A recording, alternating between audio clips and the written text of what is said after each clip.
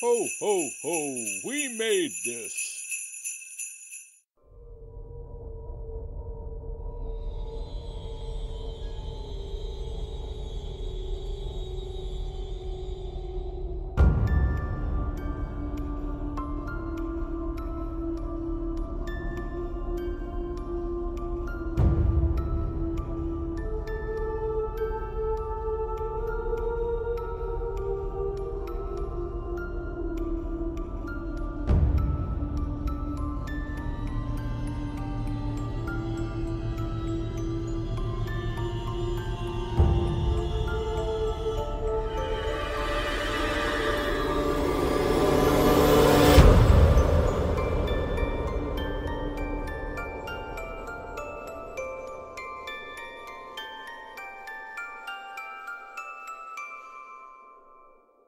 Hello and welcome to CHUCKYVISION, the podcast about Child's Play and the Chucky franchise here on the We Made This podcast network. We're currently making our way through the 8-episode Chucky TV series, and we're on episode 7, Twice the Grieving, Double the Loss.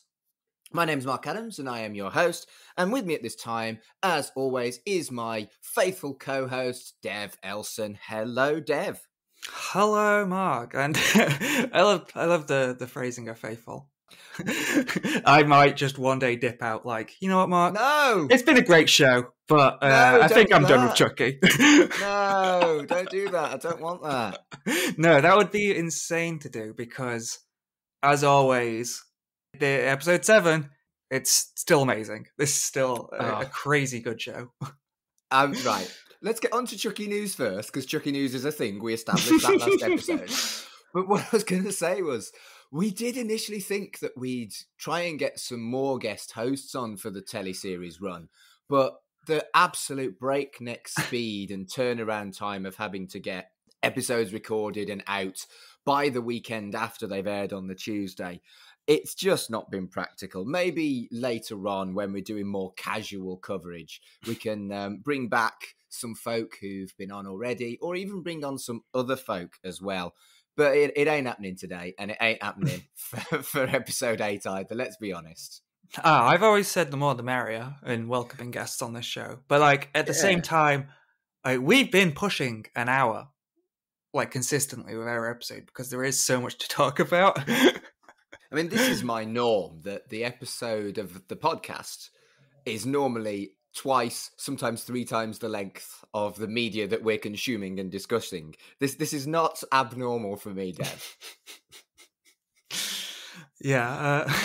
You've got your bloody Friday the 13th podcast. That's insanely long. You do like an hour and a half on 13 minutes. Well, I mean, yeah, just like Chucky, there's a lot to talk about. Brevity is not our strength, and I hope that people like us because of it. So, right, I wish I had thought of it, and I haven't, and I haven't got time now. But I'm going to try and do a jingle for Chucky News. So, Chucky News! Imagine that was a jingle. Yeah, just in time.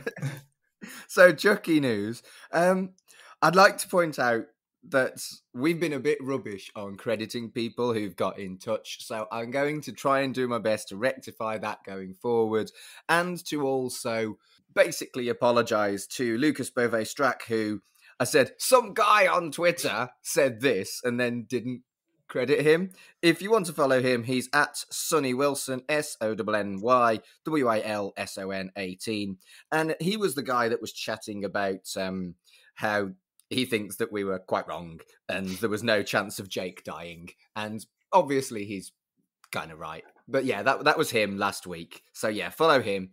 Yeah, and I was just going to say, we are planning on doing a season 1 recap, and we've considered looking back on our Twitter, looking at all the engagement that you guys have brought, and we're going to credit you, we're going to read them out, see what the audience has been thinking about the show.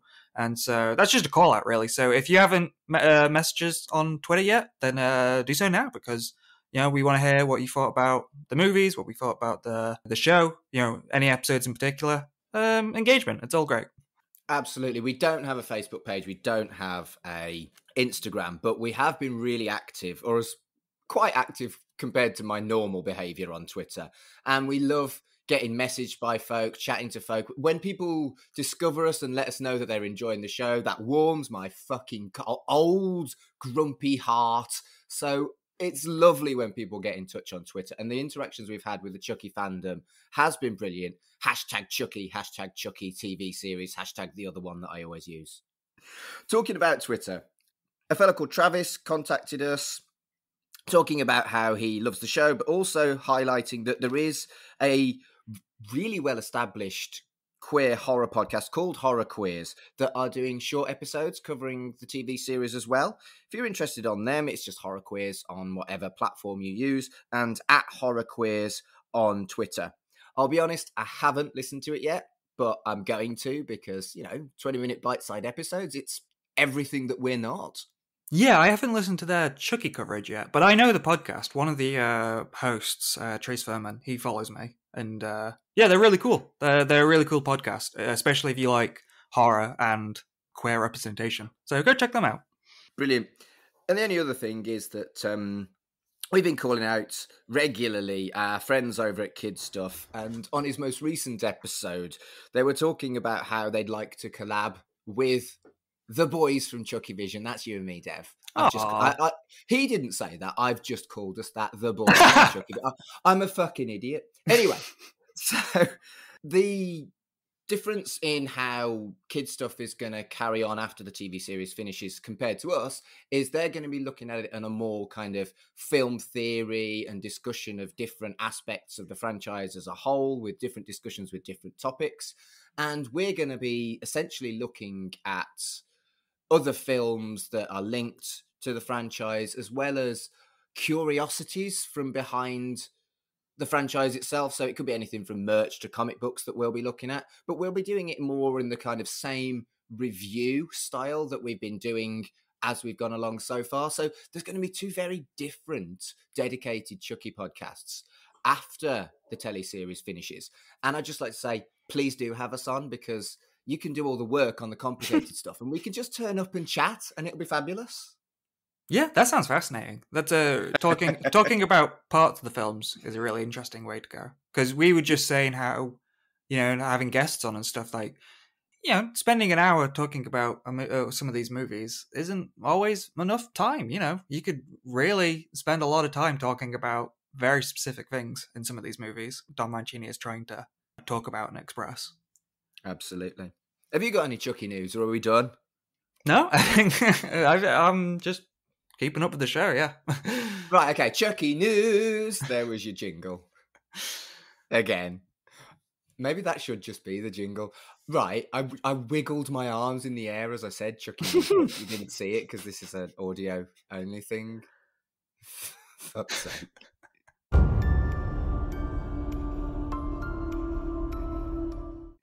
Right, should we talk about Series 1, Episode 7, Dev, rather than being blithering idiots? Oh my god, yes, let's get into it, because it's the penultimate episode, and my god, is it gearing up for finale. So, at the top of my notes is, every single scene matters and is beautiful. Do you think that I enjoyed this episode, Dev? Are we in tune for another best episode ever? Oh, mate, best episode ever! Oh, it was so good. It was so good. It just felt so right. Oh, mate. What I will say, let's try and do it chronologically and try and be anything vaguely reasonable. But American funeral culture. We are two British fellas, and we obviously have grown up with a different culture altogether, but one of the things that I find most incongruous, and always have done, is the depiction of funerals as, well, accurate as how the culture is in America. It is so grating to me how different everything is. Do you feel that? Or do you think that maybe because I work in the funeral industry that I'm particularly sensitive to it? Is that fair? I'm interested to see what your comparisons are. What do you think is different in the American ones? I mean, for this, there wasn't really the open casket thing that you get in everything from 6 Feet Under to pretty much any sitcom. No, maybe that's the thing.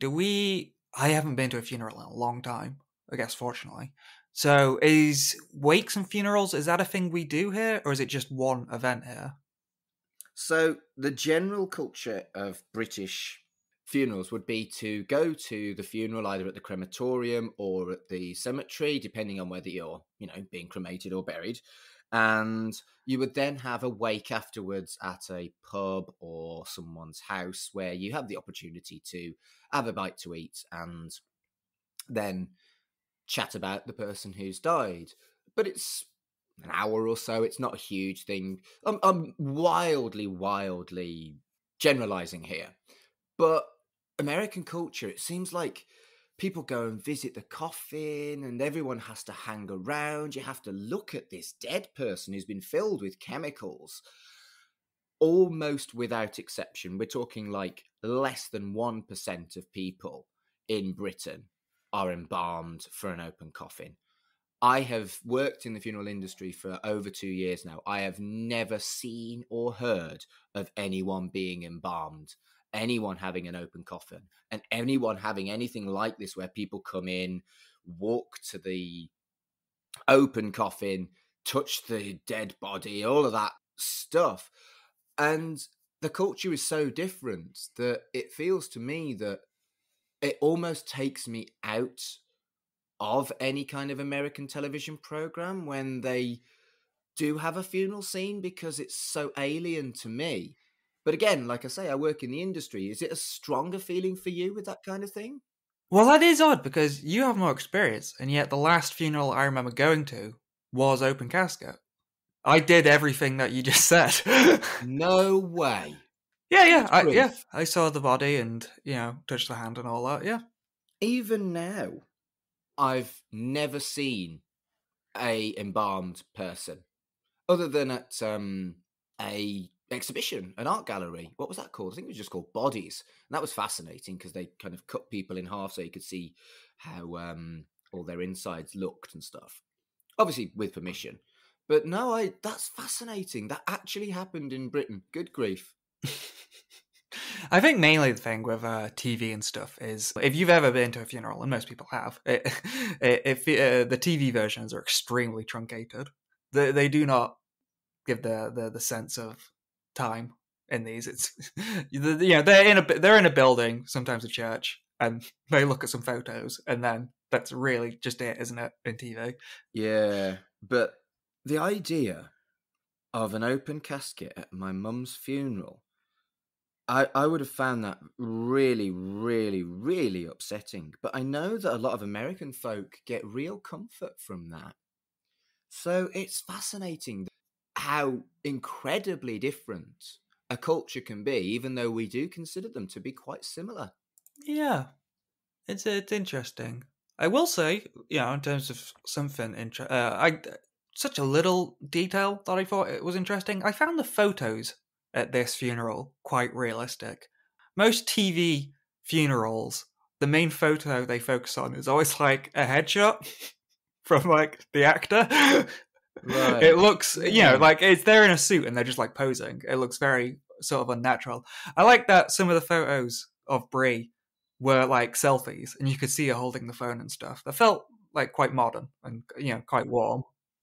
Yeah, the episode as a whole, I felt, did very well at being modern in an old franchise. But we'll talk about how, the location services encourage the plot later on. But yeah, I think you're right. I think that, again, goes back to what I've been saying all along about the touches, the real care and the detail that they've really been putting into this that I think's lovely. Yeah, and we get... Boy, do we get some drama at this funeral. Yeah, we do. So, I mean, just a series of events we get here. We get some really nice, I guess it's not drama, but I guess, it is, but really, some nice drama with the trio as they mourn together. Well, Jake gets dumped. Broke my heart.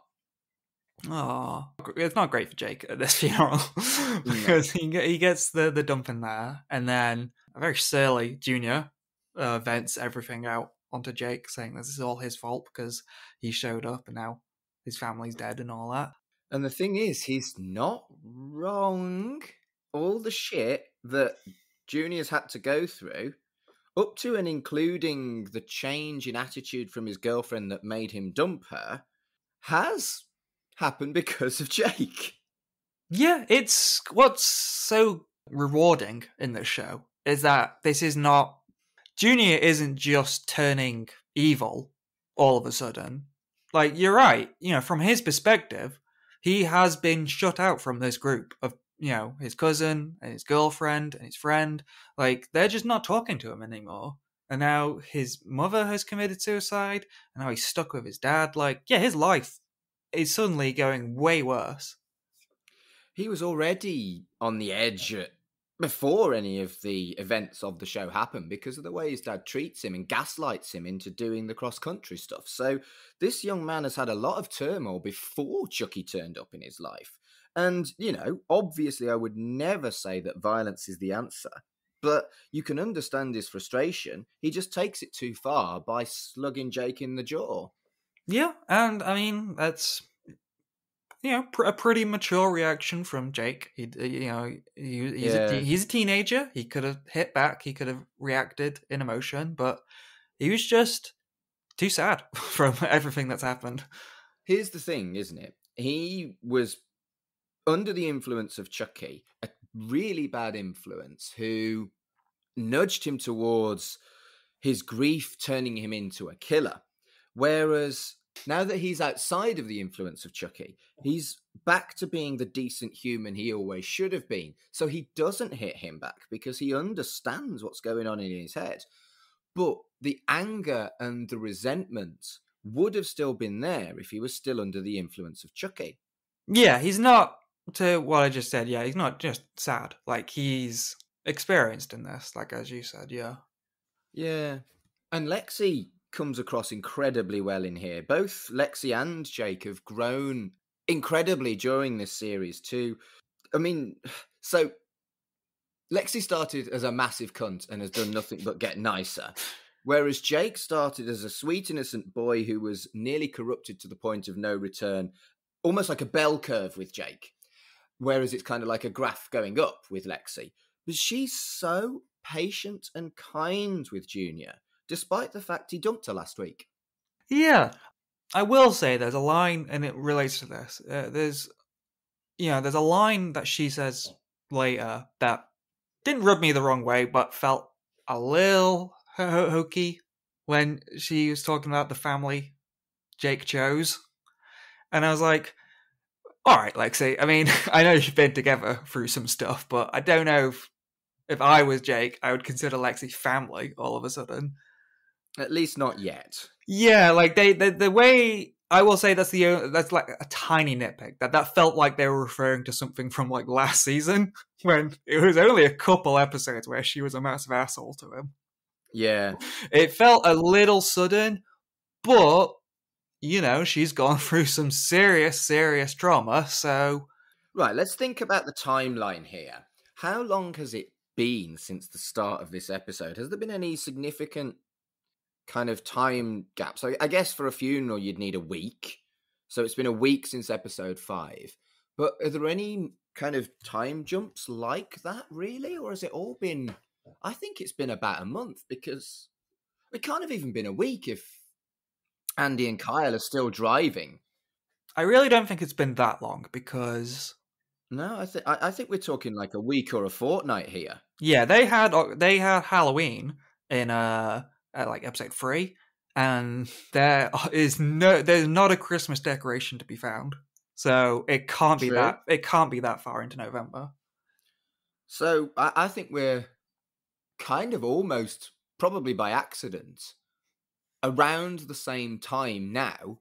It's late November for us as we record. I think it's probably late November for them as well. That's probably about right, isn't it? Yeah, I would say that roughly tracks, yeah. So yeah, but getting back to the whole point is, yeah, you're right. They hated each other less than a month ago, and she was unforgivably cruel. And now they're family. It's a little Yeah. sudden, but on the other hand, she did almost die, like multiple times, from a killer doll. So I guess that is a traumatic event that changes your whole trajectory That in is life. not something that I can empathise with. You are right. So maybe I'm being... Right, what we can agree on is that Michelle's a massive cunt. She has become my most hated character of the lot. I don't want Lexi to die anymore. In fact, I'm ashamed of myself. But, oh my goodness, Michelle needs to get got. She is literally just...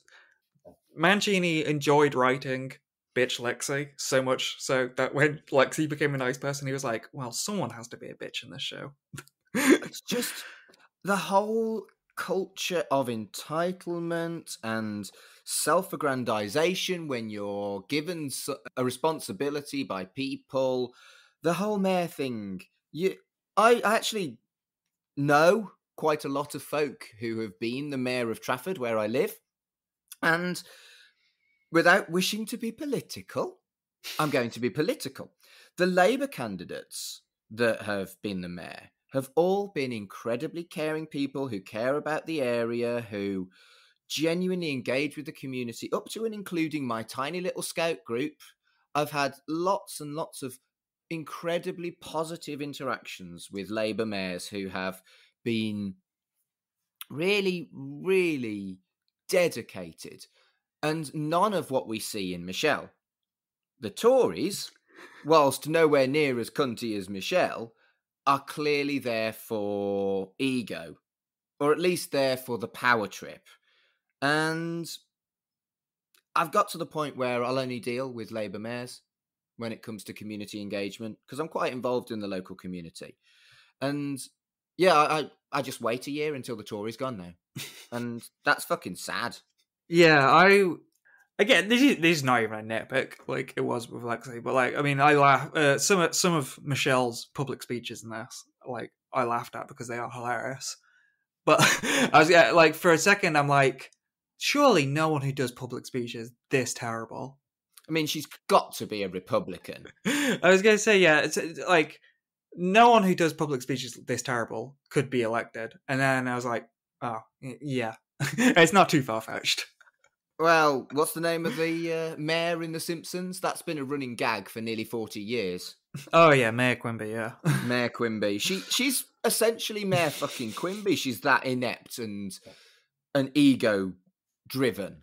And whereas Quimby is done for comedy, I fucking hate Michelle. Oh, I hate her.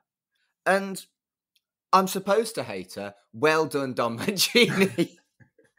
And at least, as we saw in the last public speech at the school, and this one, there is always something that caps off her little speeches that just embarrasses her. Oh, it's wonderful. I live for it. Everybody wants to see the selfish Tory get fucking theirs, don't they? Unless you're a selfish Tory. Anyway, let's move on. Chucky's cruelty is very much highlighted here, and it's an important reminder. We've seen Chucky be kind of entertaining and fun-loving and strangely caring about his non-binary kid at one point.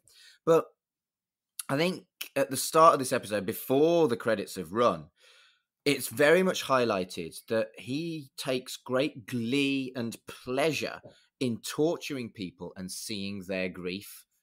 And if that isn't the nastiest thing that I can think of right now, it's like, who in the right mind, who has ever experienced grief, would ever wish that absolute headfuck on anybody else? And Chucky does it consistently, regularly, and with utter glee. It's a stark reminder of who Chucky really is. And good lord, does Tiffany help out in this episode? Oh, mate. I mean, what entrance. What absolute queen. Oh, just fucking magnificent. I mean, obviously, this is Jennifer Tilly, in this world to everybody else. I love that the kids don't know who she is, which is perfect. But, oh, what an entrance. What an outfit. What a woman. If I was anything resembling bisexual, I'd have got a half in on this. What in the world was that? I just went, damn, Jennifer Tilly. She is incredible. And just... Did you get a halfie, Dev? I plead the fifth. This is a British podcast, mate. You can't plead the fifth. But I mean, that kiss in front of everyone, and then just turning around and leaving. And giggling. Don't forget the giggle. There was some superb acting on behalf of Devon Sauer. Oh. The look of confusion on his face. I know she's maybe 10 or 15 years older than him, but damn, she's fine. Oh, man. That's what's so crazy about this show, because that is exactly what you were just saying about fucking with people's heads in times of grief. Yeah, exactly. And it's so dark and it's so entertaining at the same time. Very, very much so. That's a really great scene because it's so funny and just crazy at the time. But then, you know, Junior sees that, and that really is a tipping point, and that's a deliberate tipping point from Tiffany and Chucky to screw over Junior. Oh, yeah. And it's clear that Tiffany is now very much involved in whatever Chucky has been plotting from the beginning by putting himself, or getting Tiffany to put him, in the yard sale. I think it's clear that she's part of the plot now. And good, because I fucking love Tiffany. More Jennifer Tilly, please. But yeah. I would like to see the bride doll. I'd really like to see the bride doll. That is the only thing that hasn't been tied up yet. That doll at the end of Cult. That has not been referenced at all yet. No. So we are 25 minutes into our podcast and we've hit the credits of the show. The opening credits, that is. So we're at the start. Did you notice what it said on the graves, Dev? I did. This was the best opening credits. I can't imagine what the credits of the last episode are going to be if this is the penultimate episode, because this is such a great summary of Chucky's evil that, like, you know, the characters in this episode question, why is Chucky doing this? And that's why every time Chucky kills and gets away with it, he's just adding to his own legacy. And that's all he's doing. He's just building this legacy.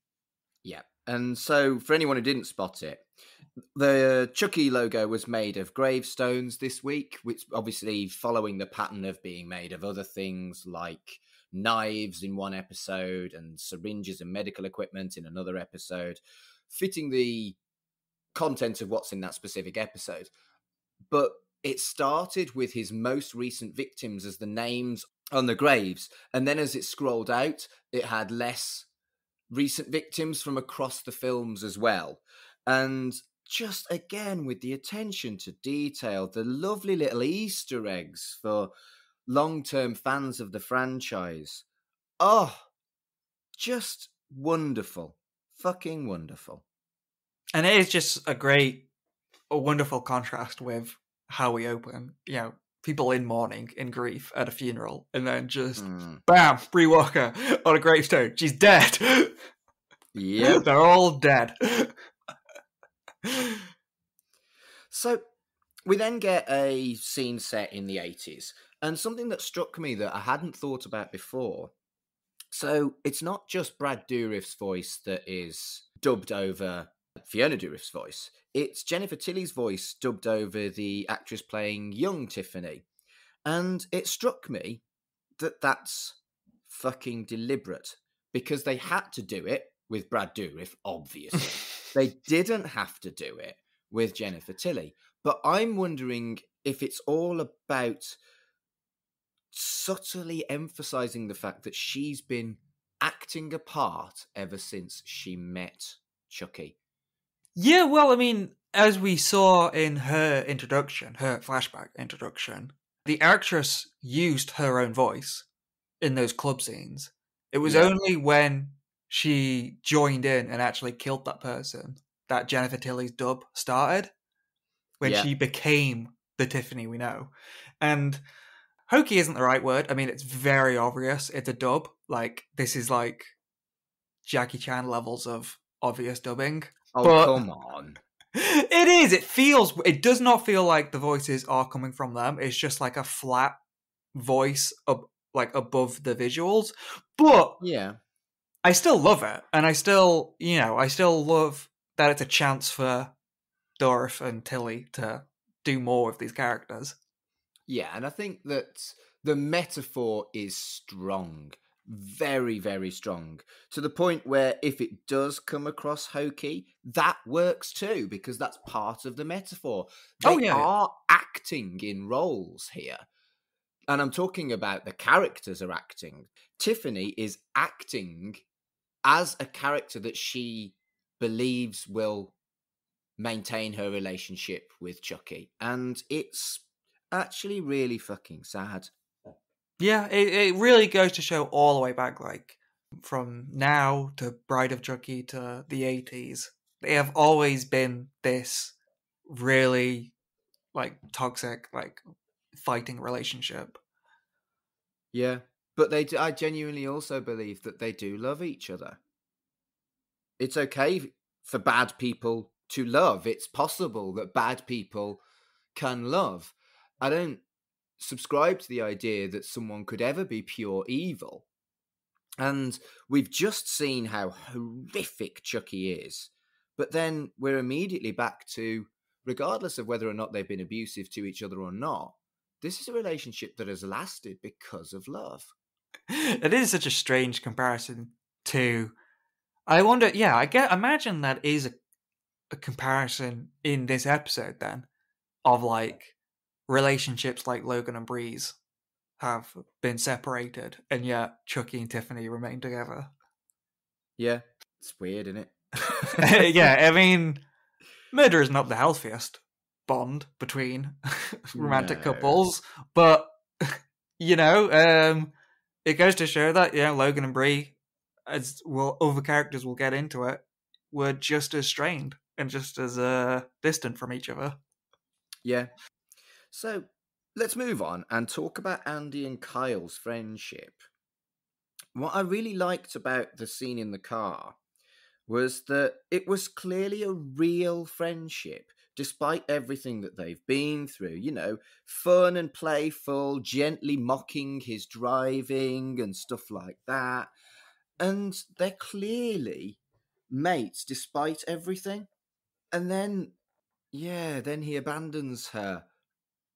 How did you feel about that? Did you see that coming? Because I didn't, and I was like, what? I think once he got into the car, I kind of got that idea. I understand sort of where he's coming from, because it reminds me of why Jake, and this is what I kept forgetting to bring up before, when Jake doesn't retaliate against Junior, is because there is a huge burden of guilt on Jake that he feels like he started all of this, even though clearly Chucky did. But he feels he brought Chucky into this world, and he helped do all of this. And I think Andy definitely feels the same way. I think he feels like this, the banter between him and Kyle was so natural, and so they clearly do like each other. But then I feel like Andy gets those pictures in his head, and he imagines life after Chucky and a normal life, and he wants that for Kyle. And he is worried that, like Jake, everyone around him dies, and he doesn't want Kyle to go out trying to get Chucky.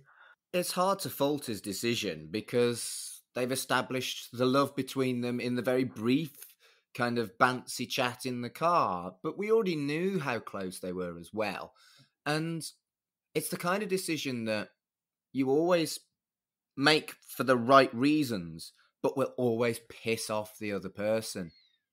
And I think you're right that there is a huge theme of guilt for other people's actions across this whole TV series and indeed the whole franchise is that traumatized people who, even if they've made some poor choices, it's Chucky's fault every time. It is Chucky's fault. It isn't Andy's fault, and it isn't Jake's fault. But they feel a sense of responsibility that they can't shake, and the guilt kills them. And, you know, I'm like that. Even if it's not my fault, I feel guilty about things. And it's easy to let that guilt consume you and twist your perception. Do you think in the same situation you'd have tried to, inverted commas, help Kyle by getting rid of her? Or do you think you'd have wanted her by your side? I think I would have accepted the help. Me too. But I guess it's just really tricky because we get the other side of it. I think there's a parallel in this with Devon and Jake's relationship. That Devon is sort of the Kyle side of things, that he sees a life after this, that he wants to move out of Jersey and find a different home, different parents, and like move on.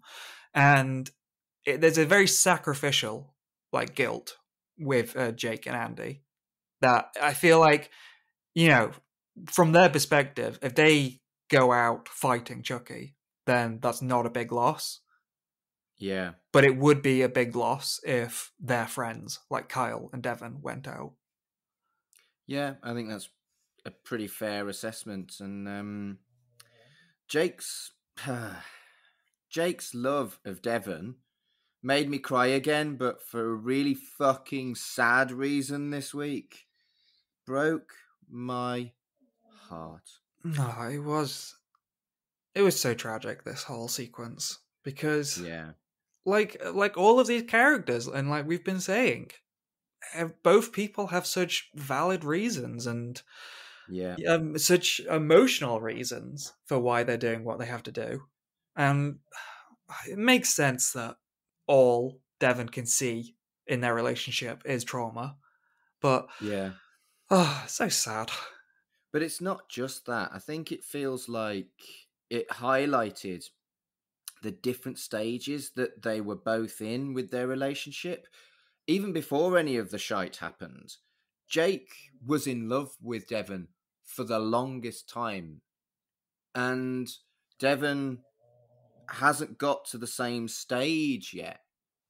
And I've been on both sides of that coin, and it's nothing but hardship for both people involved until you kind of balance out where you both are in the relationship. And my heart broke for both of them. Absolutely broke. And I had another cry, Dev. I've been a bit emotional over the last few weeks, I'll be honest with you. Oh. And this teleprogram don't help. Oh, he's stuck in a tragic place, Jake. He wants both his romance and he wants. I guess he is kind of different from Andy in a sense. He wants this relationship and he wants to fight Chucky at the same time. He's not as far gone as Andy, and it's a nice way of showing it, those two scenes straight after each other.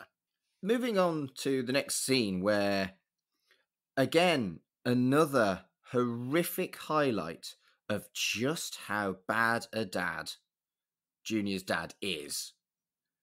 The punch wasn't bad because it was violent. The punch was bad because it damaged his reputation.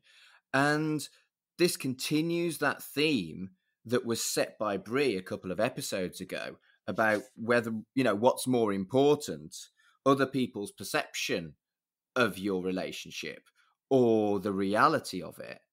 And, oh, what a cunt. Yeah, it's such an odd character. I mean, obviously he is bad. I mean, on the surface, it's almost like, well, at least he didn't lash out at his son. At least he didn't, fight his son like, Lucas did. But it is, in a different way, just as terrible parenting. Oh, without a shadow of a doubt. And yeah, imagine having to deal with that kind of gaslighting from your parents. It's... oh... it really made me angry that Junior had to deal with this. And again, never justifying violence or murder, but it tells the story of a fall from grace over 7 episodes incredibly well, I felt. Yeah, Devon Sawa did an incredible job with this, because even as he started hitting the whiskey, he didn't, parallels, he turned into his brother, but he didn't turn into Lucas. He was still a very different character than his brother. He dealt with this in a very different way. But the parallels are there, that without Bree, there was no way that he was going to raise Junior as well by himself. Yeah, and the journeys of the adult characters is something that blink and you miss it, really, but it's done so well. It's done incredibly sophisticated with less screen time than the young people. But you look at the journey of Bree from the perception of the people watching that she was this vile, adulterous, cold-blooded ice queen to who she was and how we felt about her when she died. It's a different journey for Logan. And I talked about graphs earlier, how, there was the bell curve for Jake's trauma causing him to potentially kill. Their graphs are very, very different. And they kind of, at one point, I think probably the hospital, they met in the middle. And one was a huge descent and one was a huge increase. The way the adults are written, even though they're supporting characters, they felt so real and so easy to understand their motivations and either their rise from perception or fall from grace. God damn. With so little screen time, I think it was just a masterpiece. Yeah, it's... we talked about before, giving Fiona Dourif an award for Best Supporting Actor. But, yeah, this is a really good arc, as you said. It's a really good character story. And it's a character story that can't be put into binaries, like on a Twitter poll. How we all thought at first, does Lexi deserve to die, yes or no? And it's the same thing here. Does Logan deserve to die, yes or no? Is he a terrible parent? Yes. But, like Lexi, he was inadvertently harming his child in a psychological way. Yeah. He still did love his son, and he loved Bree. And you could sense that when we get to it, like the end of the episode. He never turned into a bad guy. He wouldn't be drinking himself silly if he wasn't in incredible grief. I don't really drink these days, but when my mum died, I absolutely had to have a horrible, horrible, ill-advised, booze-filled night of hideousness that I immediately regretted. Just so that I could say, I immediately regret it, I'm not going to do it again. Yeah, that's what is sad about his death. He doesn't go out like Lucas. There was that tipping point where it does reach the binary of does he deserve to die? Like with Lucas, when he, physically assaulted his own son. And, that's real, objectively bad. With Logan, though, it was sad because he was essentially undone by, as you said, the drinking, which, he drunk drive, that's bad. But he was drinking in a time of grief. And then the other thing was he was undone by a kiss that he didn't even start. Like, he really does not see his death coming. And that is really sad. In his drunken stupor, he doesn't quite... He wouldn't quite understand what's happening or why. No.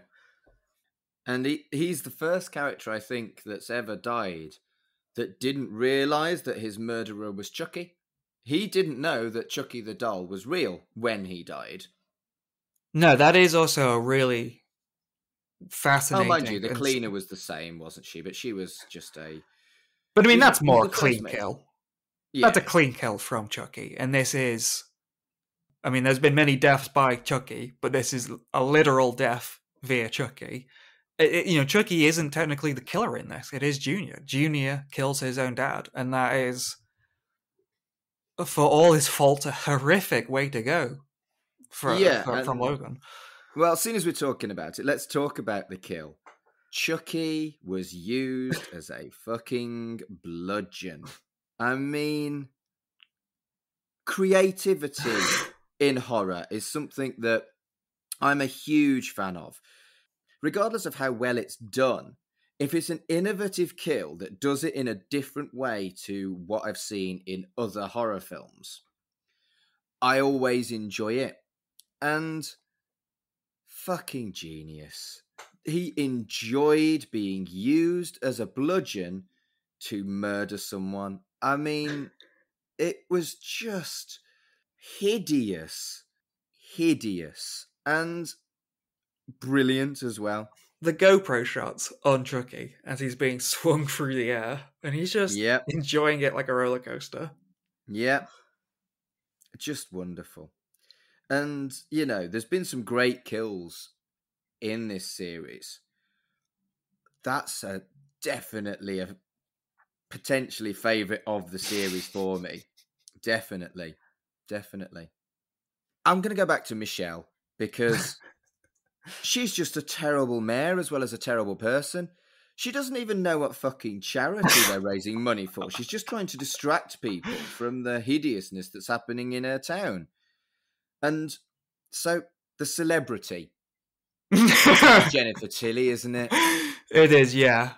It's definitely going to be the celebrity at the charity event is definitely going to be Jennifer Tilly.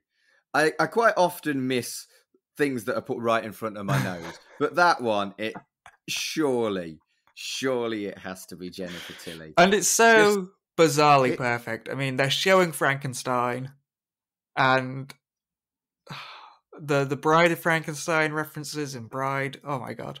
The metaphor is strong. It is references upon references. It goes so deep. Yeah, it's brilliant. Should we talk about the corruption of Junior? Oh, yeah. So I think Junior was always going to go one way or the other. He was going to become like a full Scooby Gang member or a bad guy. And I was never sure which way he was going to go. I think probably more people thought he was going to end up being brought into the fold with Lexi, Devon, and Jake. I want to say I called it. I did call it on a previous episode. You did? I wasn't as sure as you were, though. I wasn't. And I think the general consensus is that he was going to end up joining the Scooby Gang. At least that's the impression I've got chatting to people on Twitter and stuff. Well, I thought, you know, I twigged it. I was like, what's more? Because I twigged it during all our who's going to live and who's going to die talk. And I was like, You know what's more fucked up than dying? Becoming a killer. And probably going away for life for that. True. It is a far worse fate for Junior than just being another victim. And that's the thing. The other kills were mysterious and couldn't be pinned on someone because they weren't actually done by Jake. So this one, you've got motive, bizarre fucking murder weapon, and blood all over his clothes and etc. So it is a very different thing to Detective Evans being suspicious of Jake. There's no way for Junior to get out of this. He's murdered his dad with a bludgeon. I suppose we do have one possible out who arrives at the last second. Go on. Well, Andy does roll up at the house at the end. I suppose you could blame it on him. Fascinating. I hadn't thought about that, but yeah, okay. But I mean, it would be more traumatic to, get Junior put away for this. I wonder how that's going to play into things as well, because in that mayor speech, Michelle does remind people that their suspect is in custody, and that is Miss Fairchild. Yeah, so, are there going to be two killers now in this town? Or are things going to go from Fairchild to Junior, like Junior did it all? Yeah, it's all very, very interesting. We've only got one episode left. It's not an easy thing for her to wrap up for this town, is it? No, I did see someone say that the final episode is going to be an extended length episode, Ooh. but I don't know if that's true. I have no strong opinion, just as long as it's an exciting episode that wraps up some of the stories, but hopefully gives us a cliffhanger, which means they're more likely to do series 2. But no, I don't think it matters to me if it's a longer episode or not, as long as I'm satisfied with it, and I'm probably going to be satisfied with it. Yeah, things are all, as we said at the start, things are every episode, every scene in this episode was gearing something up for the finale. It's absolutely going to be a jam-packed finale. Yeah, and the scene that particularly did that for me was the montage with the 3 different characters and their journeys post-traumatic incident. So, you know, Devon's choice to go to Charles Lee Ray's house, Jake's choice to leave and get a bus out of there, and Lexi's choice as well. The nasty metal music over it was really good. I did love the soundtrack to this episode in particular. I've liked it across the board for the series, but this one felt really, really right for this episode, and I noticed it more. Tried to Shazam it, and I think it's original music. I don't think it's like we had in the first episode where they were using contemporary music. As far as my Shazam was concerned, it didn't recognize it.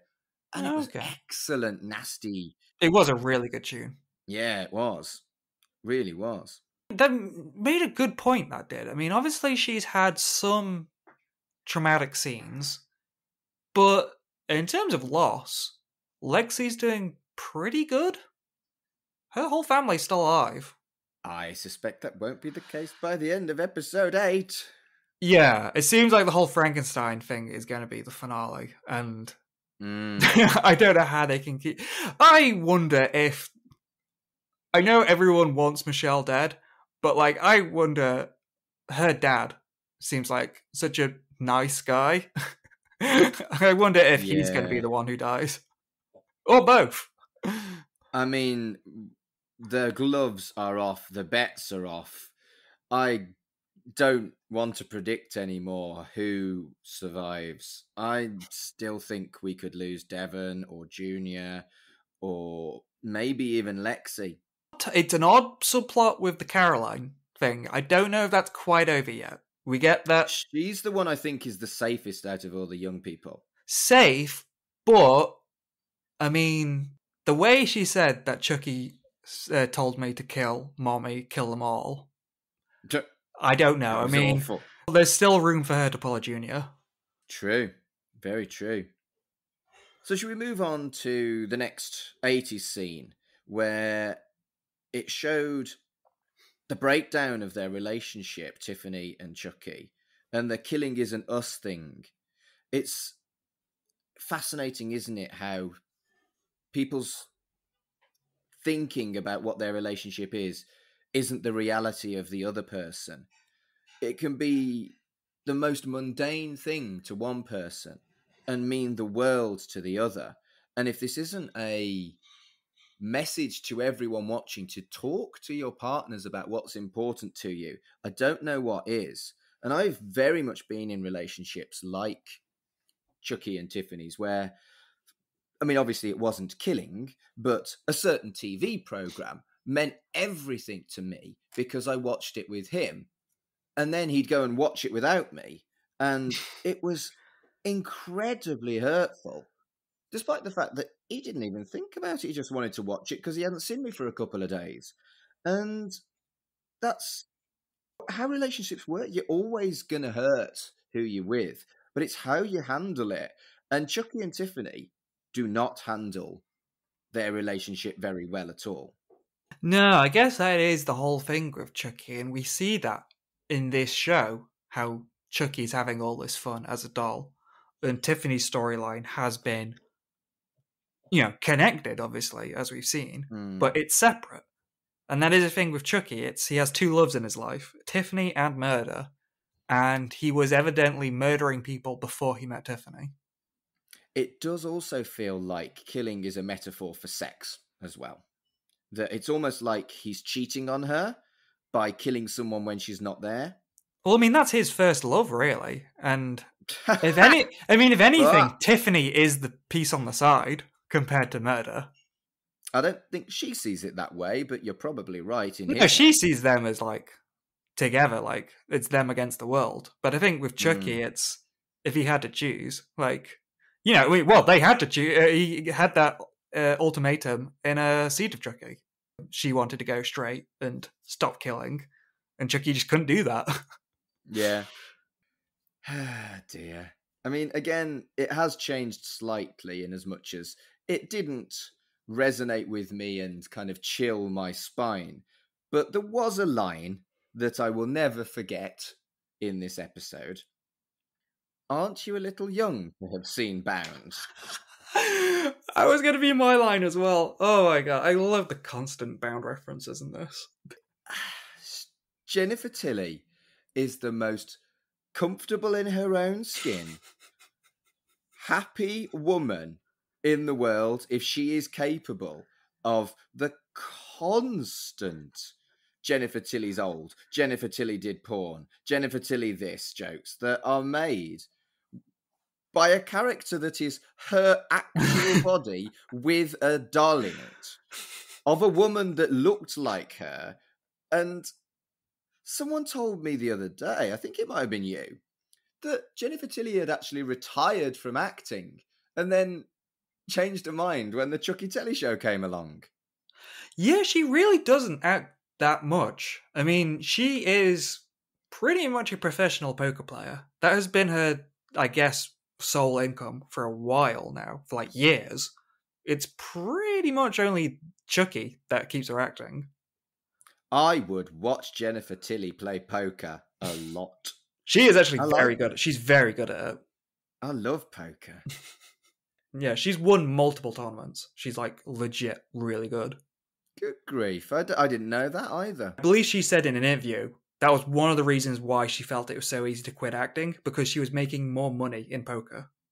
That's amazing. And so, I mean, that's just brilliant, because then that just shows that she does Chucky for fun. That she just enjoys this role. And she's clearly having the time of her life in this role as well. Just everything from the outfits to the giggle to the vile shit she gets to do. I think no wonder she came back. And that is a lovely position to be in as you're knocking 60, is being able to take the jobs that you want and not bother with the stuff that you don't want. It's a double-edged sword in the horror world like that, because a lot of older actresses in particular, it's so nice to see them in all these different films. Like, oh, this is a really low-budget sci-fi movie, but, you know, this actress shows up in it, and that's cool.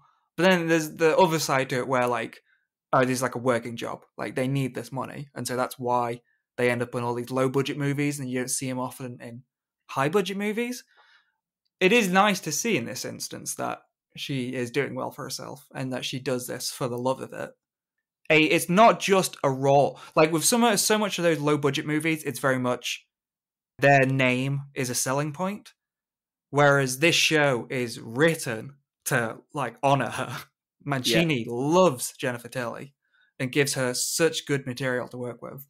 I think that's the quintessential difference between the Chucky franchise bringing back older characters played by older actors in the same role, is that other franchises emphasize this character got old, whereas I feel like Jennifer Tilly in this character got cool.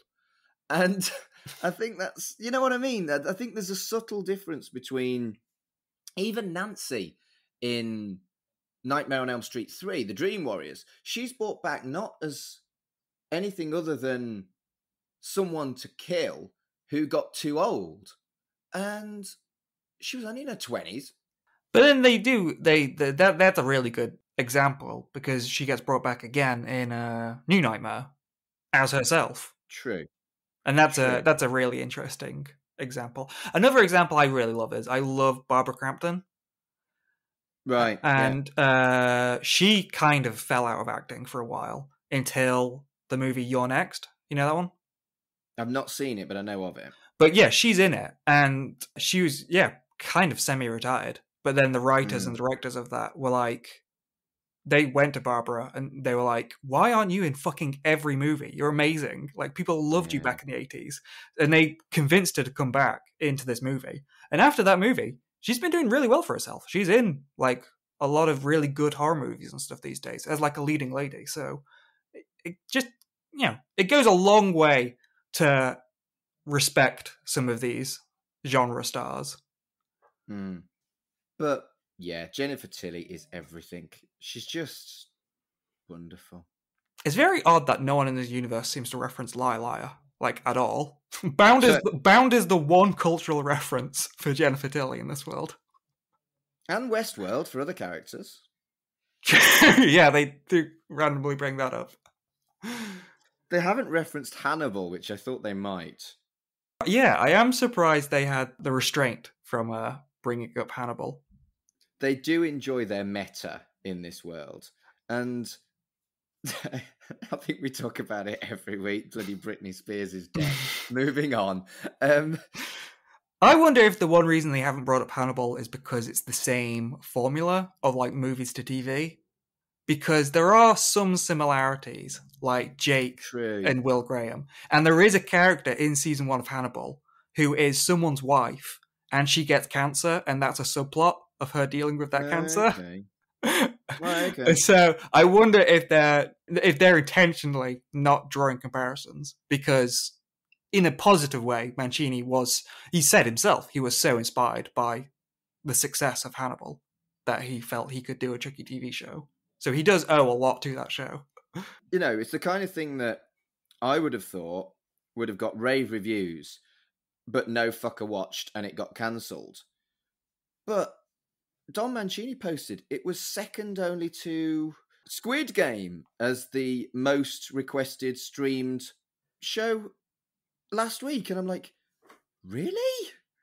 That's insane. That is, the numbers are absolutely bonkers. And I wonder, I hope, and I imagine so, when it drops over in England, will it be dropping all at once or one episode? Yeah, and I'll certainly be doing a rewatch. But yeah, when it drops here, I imagine that won't be a small splash either. I think people over here they'll see that and they'll be like, oh, I wonder how that goes. Because I've mentioned it to my friends. I've mentioned, like, odd stuff. I think it was the gender fluid thing from he mentions in, like, episode 2. I referenced that to a couple people and they were all like, wait, there's a Chucky TV show? And so I think people are definitely curious enough to check it out. If you remember Carpenter, who was our guest when we talked about the depiction of gender fluidity on Seed of Chucky, I mentioned that to them and sent them the link, and they were absolutely delighted. And I think it's important to take a step back and realise how important representation is. I've loved the gay characters in this. I've really loved all the sensitively, realistically done feelings of love between two young men. Oh, it's really mattered to me. And I really think beyond the fact it's good, it's thrilling, it's exciting, it's got funny kills, this show matters. It absolutely does. It could have been so easy for it to just be entertainment and just to be a good show in its own right, just as a Chucky show. But I'm so happy for Don Mancini, because he has always shown in his Chucky movies that he has a talent for writing, like, fun and interesting characters, and he has always had that restraint of, like, it has to be a short, 90-minute movie just to keep a thrill ride, keep it like the first movie, just a thrill ride where the characters are good but not deep, and it's more about the Chucky violence and all that. So I'm so glad that he got this opportunity to really showcase how good he can write, like how he can write really fleshed out. I mean, we talked about Logan today. Logan is not a huge part of this show, but he is just one of many great character arcs in this show. Absolutely. And So glad we decided to do this, Dev. But what I'm going to do is I'm going to completely change the pace. I'm going to completely change what we look at and have another rant about American etiquette. What the fuck was the thing on the stairs? As if people dot each other either side on an escalator. Have they never been to the London Underground where you stay to one side so that other people that want to go fast can go past you? Is that not a thing in America? Genuinely? Or was that just like a plot thing? I think it was, well, you get that over here. Let's not act like we don't get assholes who take up the whole escalators. Well, yes, but they normally tend to stick to one side rather than take it in turns. Who's on the left, who's on the right, who's on the left. Was it just a plot device, or is American etiquette shit? I think it was just a moral plot device. American friends, I love you. Your culture is odd. I would like someone to confirm whether or not there is a culture of staying to one side of an escalator in busy areas so that people who want to go faster can go past, or whether that just doesn't exist in the States. If any of our lovely American friends could let me know, I'm genuinely interested. Your country's weird. Also in that scene, I've got something to be critical about, Dev. Something actually to be critical about. That is rare from you. Why the actual fuck was the delivery guy delivering a good guy that hadn't been wrapped with an address on? Now, that was definitely a plot mechanic so that Jake could see it. Again, American friends, is it possible to get something delivered that is not in any way packaged in your country?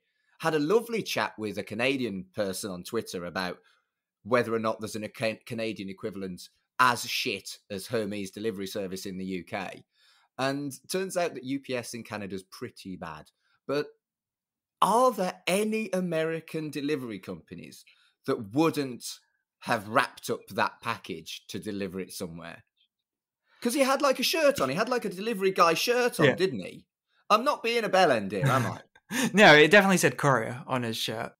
Yeah, it was pretty egregious. But I've seen how bad UPS can be. There's plenty of videos online of people deliver it, like the UPS truck driving up. The guy doesn't even like walk down the front lawn. He just yeets the box across the front lawn to the front door. You shouldn't be yeeting other people's shit. I don't think I've ever said the word yeet before, Devon. Look what you did to me. Yeah, but don't be yeeting people's shit. Oh, that sounded like don't be eating people's... Oh, oh dear. Yeah, don't be eating those Chucky dolls, because those are damn expensive. Yeah. The Exorcist moment. So good. And the fact that he didn't clock that was something that a doll can't fucking do shows just how fucked up in his head Logan is, or how completely distracted by his own thoughts he is. Because I thought that was the reveal to Logan that Chucky is real. But I feel like Logan went to his grave not knowing that Chucky was real. I think so too, yeah. He definitely felt like... he thought that his son was just using this doll. Because he says so himself, like, talk to me like a man. And so he really thought that his son was just using this as like just a conduit in a way, just to insult him. Yeah, but that was another shiver down the spine moment for me, with the doll's head turning round. And, I'm as humanist as it comes, but I think if a doll did that, I'd be like, fucking hell, everything I know is wrong. Credit to the animatronics again. I feel like it's so good that we've just gotten used to it. Like, we haven't mentioned it since the show started, but there have been some amazing shots like that throughout the last few episodes. We've just become so accustomed to how good it is, because it's like another shot in this when Junior finds Chucky and Chucky is just staring out the window. And I don't know, I can't remember if it was us or another podcast that pointed out the hurdle that they finally overcome with a lot of like the older movies and stuff, where it's the doll, like just the doll, and then they have to cut away and then cut back to the animatronic version. And you can kind of tell a difference. Whereas this, it was seamless. It was the Chucky's good guy doll face, and it just morphed into his like real face. And it was so well done. Yep, it was great. And we've talked about CGI Chucky not working before, but I think that morph really, really did. So, Chucky, it's again almost a reference to the ventriloquist scene in the first episode? Yeah, it is kind of like that, isn't it? Because it's another thing where Chucky can talk freely, but no one realizes that he's Chucky. And both times he's done that, he's been savage and accurate. That's the closest he gets to being validated, in a sense. That, yes, he's trying to turn people into murderers, and that is, to, I guess, a normal perspective, crazy. But then, that minor detail. But he is, in that degree, right, that he does say what the other people are thinking. And whilst cruel, he wasn't wrong about Logan and Lucas's similarities. No, he definitely called out what we've been saying this whole time. Although he didn't call him a cunt, like we have been. And I say we, like I have been. You're relatively well behaved with the naughty swears. I'm fucking nuts. I think, yeah, and that's what works so well. I mean, it's great because he is technically right. He's not wrong, but then he is also is needlessly the right word? He is excessively cruel because, yeah, like I said, this is not a scene where Logan is confronting his son or aggressive towards his son. Like, he hears this and he's like, he gets angry, but he's like, I don't want to be like my brother. I think even the cruelest people should still be treated with kindness. I very, very much feel like that. And Chucky is almost like a personification of what people want to behave like, knowing damn well that they shouldn't. Whereas a decent human being, however cruel someone else was, would at least attempt to be kind to someone who is cruel and help them maybe become less cruel. And Chucky takes the easy way out. And what's frightening is it works. Yeah. I mean, the key moment of cruelty in this is that we see Logan try to snatch Chucky, and he just collapses because he is so drunk. And so that just shows that he can't even defend himself. This is out and out murder. Oh, yeah. For me, the kill was brutal, but the real horror in this episode was the tragedy of Logan hearing the truth in such a cruel way rather than being looked after. Though he does say a pretty horrible thing in his drunken state when he says that Bree killed herself because she's a quitter. So grief is a tough thing. Yeah, I was going to say, that is not an instance where he is... I mean, you can see that as an instance where he is a cunt.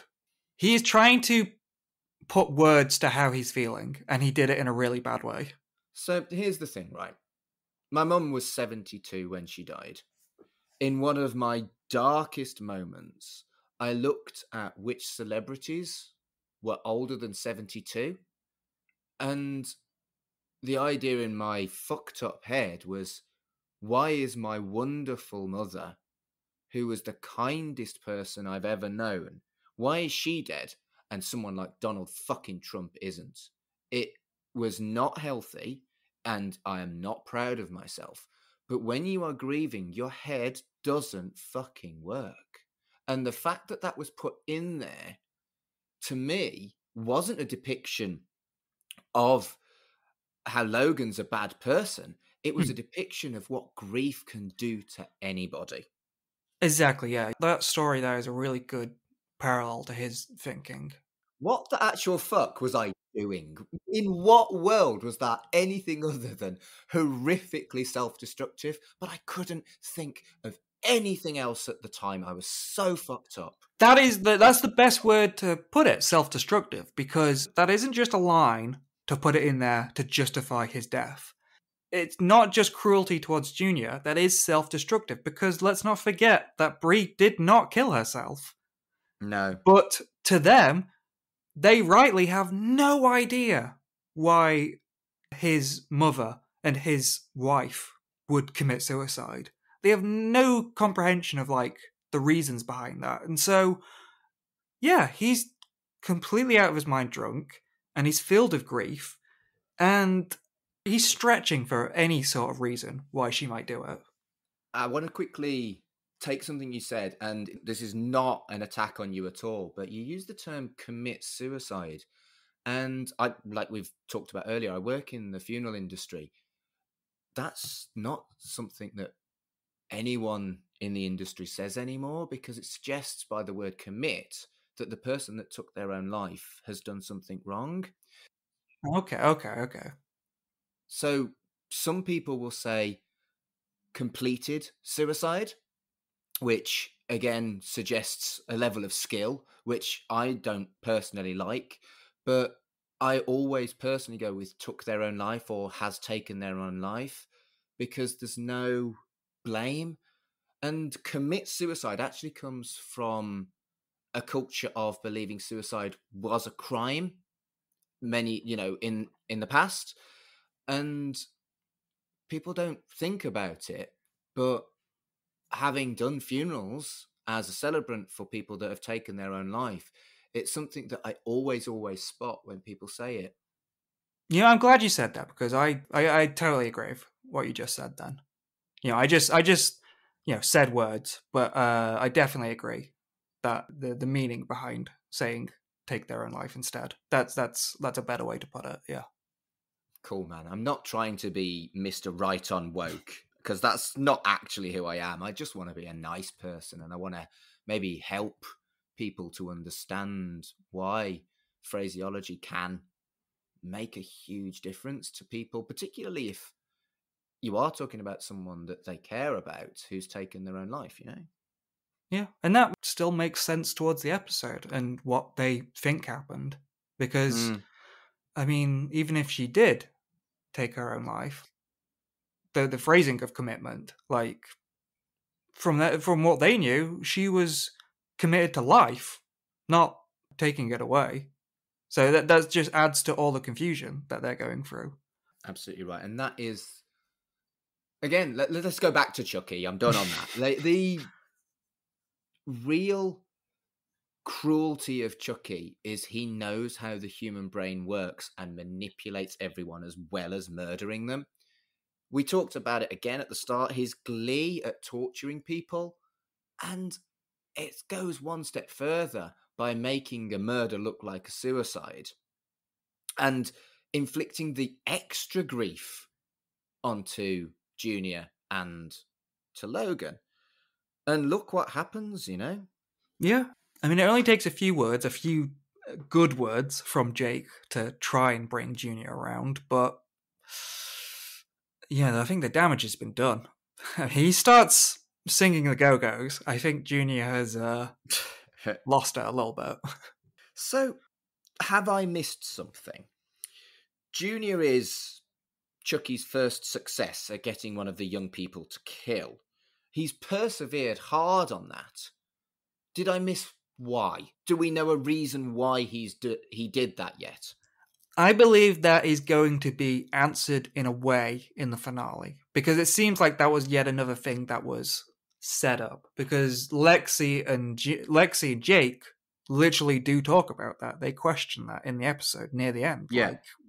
But it wasn't resolved. I didn't miss something. No, yeah, that seems like it's going to be resolved. I want to say again, I'm not reading the quote. I'm not reading the tweet, but Ama on Twitter at Ama AMASCOMET. They made a really good tweet. I sent it to you a while back. That refers to the scene of Teen Charles when he is playing the Peter Pan game with all the other kids. Yes. And they made the amazing tweet that he is trying to create his own Lost Boys. Shit a brick, you're right. He is because he is, we've talked about how many times that he is an old man, but he acts like a child. He just does whatever he wants. And he basically wants other people to feel like that and do whatever they want. And so he's just corrupting all of these children. Like Junior. Junior has no chance of living a normal life after this. No. But in a way, in Chucky's warped perspective, Junior has been freed from all the shackles of society and he can just do whatever he wants now. Yeah, exactly that. Do you want to speculate why Chucky has been so desperate to make a child a killer? I mean, it depends on how much they make explicit in if Chucky does explain this in his own words. I think it relates to that Lost Boys thing, and I think it relates to his relationship with Tiffany, and I think it relates to his relationship with his child as well. That he's never had anyone quite like himself. Interesting. I think for me, it's probably something along the lines of, it's either just a random challenge he's given to himself to entertain himself, and it's nothing more than that, and it's just cruel as fuck. Or it's something to do with the cult and the voodoo element of creating the cult again. Yeah, we'll see about the whole cult stuff. I don't think Chucky would ever say it in his own words, but I do feel there's maybe a slight vulnerability, a slight flaw in his personality, that he is so happy, but I think he's a little sad that no one is enjoying life as much as he is. Almost an altruism in a twisted way. Yeah, he wants to see... Fuck, that's dark, Dev! I think, Junior... I mean, sad reality is Junior is probably going to go away and be locked away, but, he's trying to really unlock people's potential so that, and he has done... The most successful he's been is with Tiffany. I think he just wants more people like Tiffany, and we saw how... I think a reason why Glenda isn't in the story at the moment is because by the end of it, they didn't want to become a killer like Chucky. And that's probably the only reason why Chucky doesn't hang around with his child anymore, because they're essentially just dead weight if they're not joining in. Wow. Brutal, but not inaccurate. Did we not mention the fact that when Devon gets into the house of Charles, there's about 40 different Chucky dolls in there. Oh, I think it's more than 40. Yeah, I think the cult is back. But did you spot it earlier on when they were kind of blurry in the background? Oh, God, yeah. Yeah, me too. But it was made explicit at the end with all these dolls watching him. I think they're going to do some kind of crazy hundreds of dolls thing in the last episode. Or they're going to do nothing with it. That's what I thought, this whole Lost Boys thing. I think they are putting into practice the thing that's been from the whole thing at the start, that Chucky says, I'm your friend till the end. And I think that has become his motive now. That he is not using these kids as a conduit. He's not using these kids as an excuse to kill. He actually wants to become friends in a way with these kids and make them like him. Yeah. So I think he, once all these dolls have him in them, and it's an army of Chuckies, he's just going to mail them out, across the country, and just do this everywhere.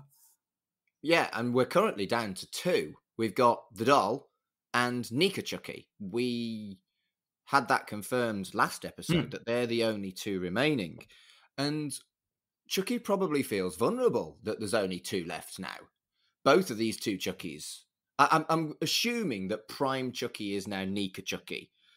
But I originally thought that Scarface head in a safe Chucky was the original Chucky. Is there even an original Chucky anymore? Yeah, I think to Chucky, they are all just... If they have all their old memories, then they are all just Prime Chucky to him. I don't think it really matters. As long as there's one surviving, then that's Chucky. Yeah, because it's not that they are clones, they are split souls, aren't they? That's made explicit. Yeah, they are essentially clones, but they don't have any sort of shared hive mind. So once they're separate, then they're just doing their own thing. So the denouement of this episode gave us fucking everything. It gave us the cult. It gave us Andy arriving in Hackensack. It gave us almost a cliffhanger of what will happen to Junior now he's gone over the edge. It gave us Chucky and Jennifer Tiffany in a situation where they're going to invade this Frankenstein thing. Oh my fuck.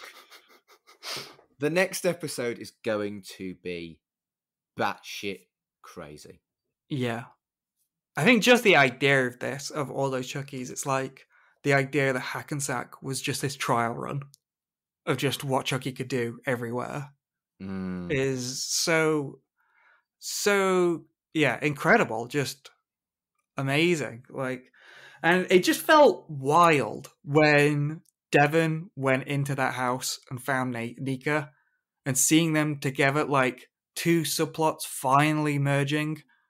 Like, it felt like characters from different shows meeting. It was crazy. Yeah, absolutely right. It almost feels like a crossover in a weird way.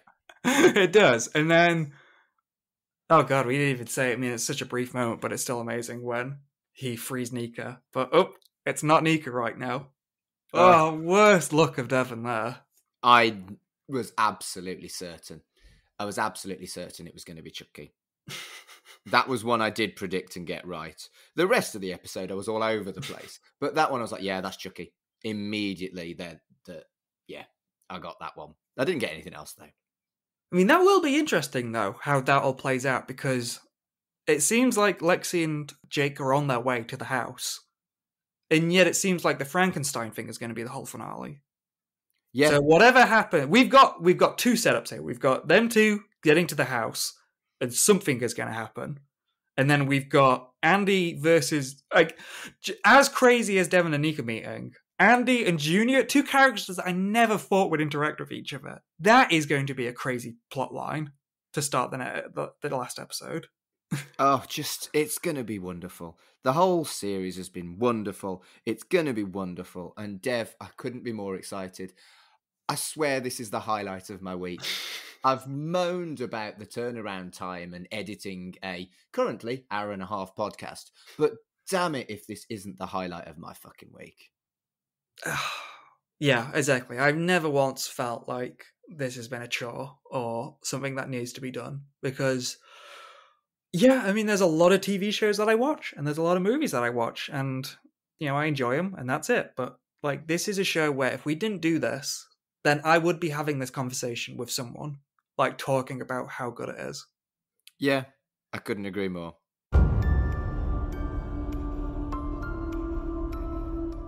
So, Dev, we should wrap this up because we've talked for 90 fucking minutes. And I might have mentioned that it's my edit. Tell people where they can find you on the internet, mate.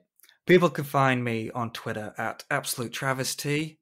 I got a link tree to everything else. You can also find me on the We Made This Network. I do Forever Friday. It's another podcast about horror films. I talk about Friday the 13th. We've got another episode coming this Friday. Same day, usually, as CHUCKYVISION. So check me out. Well, 90 minutes. This is probably a Saturday or Sunday drop, mate. Well, the next episode's already out, so go check it.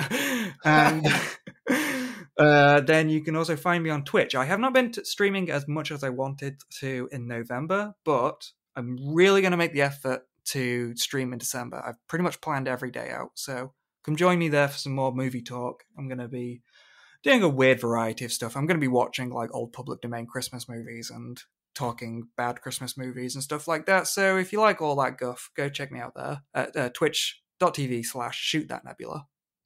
If I knew how to use Twitch and I was capable of doing so, I would. But anyone with a fucking clue should definitely tune in to Dev. You don't need to log in or anything. You can just open the link and just watch. Isn't it just like people playing video games and talking?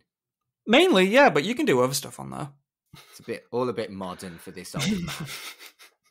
Anyway, if you're looking for me, you can find me on Twitter and Instagram at MarkAdamsHC. I am much better at Twitter. I discovered 2 messages from CHUCKYVISION fans that had been sat in my Instagram inbox for a week yesterday, so I've been very apologetic and replied to those.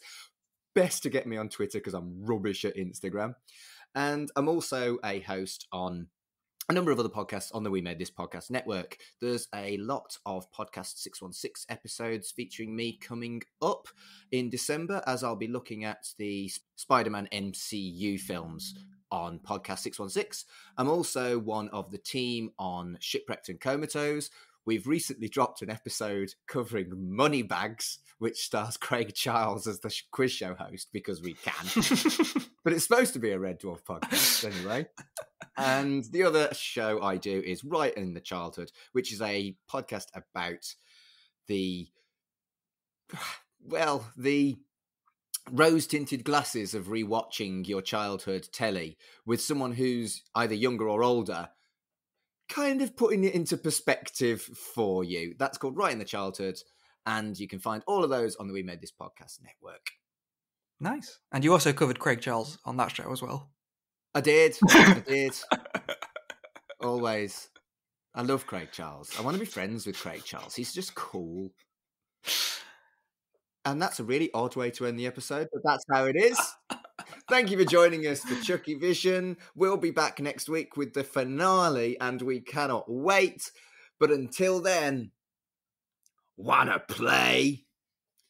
Really felt like I had to do a good one after we've been improving.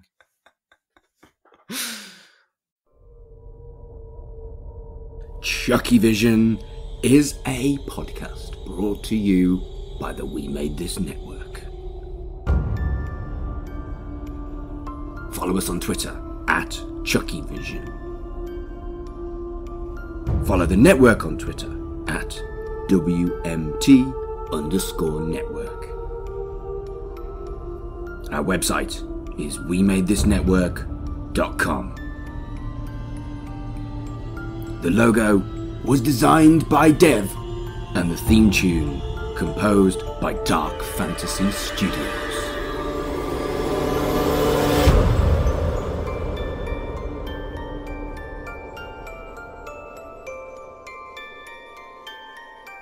Wanna play? Hello everyone, this is Tony, Network Chief of We Made This. As you know, our podcast network brings together a brilliant assortment of talent who talk about all kinds of pop culture content, such as the episode you just listened to. We're not going anywhere, but we'd love to keep the lights on for even longer if you're able to support our network on Patreon. For just £2 a month, you get your name in lights and the satisfaction of knowing you're helping us produce more great audio. And for £3 a month, you'll get your name in lights, but you'll also get access to an exclusive bi-monthly podcast from the We Made This talent pool on podcasting, pop culture, and, well, you tell us. We'll take your suggestions. For less than the price of a coffee per month, you can help keep We Made This going. Just head to patreon.com/We Made This. That's patreon.com/We Made This. And get the ball rolling. Elsewhere on We Made This. The TARDIS crew. But the 11th hour is just something about the way he comes in immediately and just steals everything away from Tennant. Fish fingers and custard and boom. And then you get that ending scene where he's walking through the hologram images, and he deserves that at this point. Absolutely. I think the 11th Doctor is a masterclass introducing a new Doctor. I don't think any story has ever really topped that for introductions.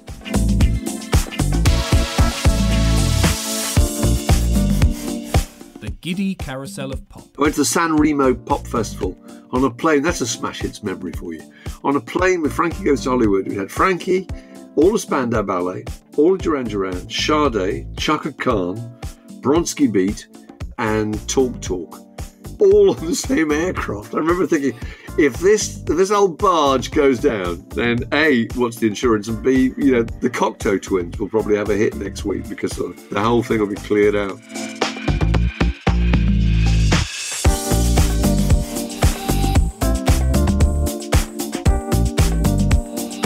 right into childhood. It's a documentary. Oh, get in the bin. So this was... Oh, okay, right. We talked about Prejudice, but documentaries, maybe that is the one. So it was a Halloween thing where they had a lot of very famous TV presenters from the time presenting from the most haunted house in Britain. It was massively controversial at the time, and it was either you thought it was amazing and, you know, it was critically like well Most Haunted. Yeah. Ish. Check out all of these shows and more on the We Made This podcast network.